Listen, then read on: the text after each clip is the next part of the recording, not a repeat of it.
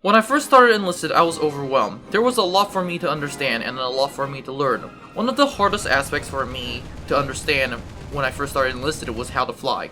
Therefore, in this video, I'll be helping you guys understand how to fly, and even more trickier, how to bomb your targets. By the end of this video, I hope you don't have to suffer like me, like I did when I first started the game, on how to fly and how to bomb. That said, if you're still confused by the end of this video, which is perfectly fine, I highly suggest that you join the Discord, so people like me from the Enlisted community could help you from suffering. And with that said, let's get started with the ultimate guide to how to fly and bomb. The first thing that we're going to talk about is how to fly for starters. To move the plane, we have to use the mouse. However, keep in mind that using the mouse to move the plane is only advised for small adjustments or minor turns. To make massive turns, you still have to use WASD. For the basics, the W key is to go down, the S key is to go up, and the A and D key is to go left and right. On the other hand, to increase the throttle or to decrease it, all you have to do is use the mouse wheel.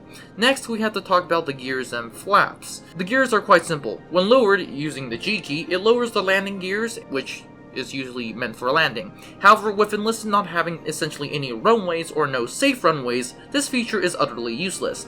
Next, we have the flaps, which can be activated using the 1 and 2 keys.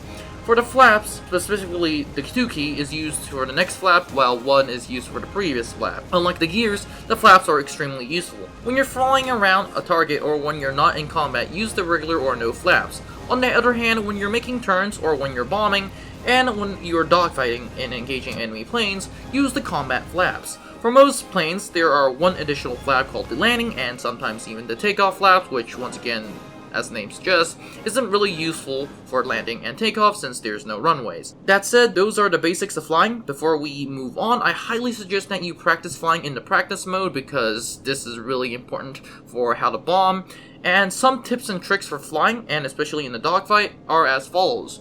When making a hard turn, I highly suggest that you activate combat flaps, decrease the throttle, and of which the latter is very situational, since decreasing the speed and activating combat flaps will make you turn very quickly. That said, it does decrease the speed, so it's going to make you slightly of a sitting duck, and if you're at a lower altitude, it will result in you sometimes crashing into a tree or a building. Another interesting tip is that the combat flaps, once activated and sometimes once activated at high speeds, your flaps might actually just break off, which actually has happened to me a couple of times, and it isn't good. It's not going to destroy the plane automatically, but it's going to make your life very bad. But that said, let's move on to bombing. In terms of bombing, there's two types of bombs: dive bombers and attack bombers. Both have very different play styles. Dive bombers like the Stuka, the SBD Dauntless, and sometimes the IL-2 mainly destroy their targets by bombing, which usually means a plane comes in at a steep angle and dive towards your target, dropping your bomb, and then pulling up before you hit the ground. This, both in game and in history, is actually quite risky considering the fact that if you do not pull up quick enough, you're actually going to crash yourself into the ground and thus kill yourself. Not to mention that when you pull up, the G-force is sometimes enough to make you faint, in real life at least, but in the game, that really actually never happens, although there have been some times in which I've been losing health. Therefore, personally, I have a guide to how to dive bomb, which is the following. It is to climb up to 800 to 900 meters, and once you're within 1000 to 1100 meters within the target, you start your dive by cutting your engine and starting your dive towards the target. Once you're within an altitude of 150 meters, drop your bomb, activate combat flaps, and pull up. Because if you don't pull up, you're actually gonna die. Obviously, once you get a hang of this type, you can actually start activating a lot sooner. For example, I personally, as of right now, use an altitude of 650 meters within 800 meters for the target. For this scenario, you're gonna have to drop your bombs and still at 150 meters in terms of altitude and pull up and use combat flaps. But that said, the latter is actually more skill-based considering the fact that starting your dive at 900 meters really allows you to find your targets and gives you a lot more time to find your targets, unlike the 650 meters in which you are more likely gonna have to have fast reaction times, and let's be honest, 650 meters actually is quite harder, so I suggest for the beginners to start at 800 and 900 and slowly work your way down to 650 meters.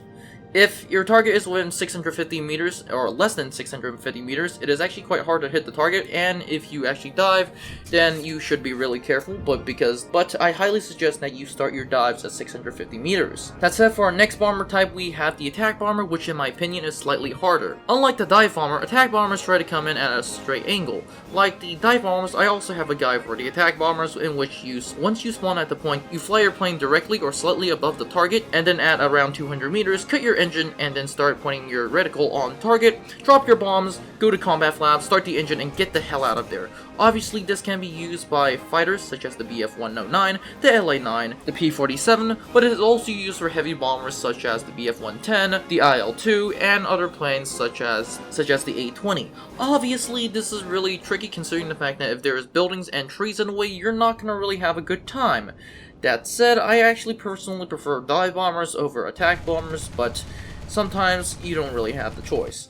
On the other hand, the last type of armor ruin is the rockets. For rockets, all you have to do is press the R key and aim at the target slightly above the target and that is slightly above the target depending on the range, and then just have the rockets fly and hopefully destroy your target.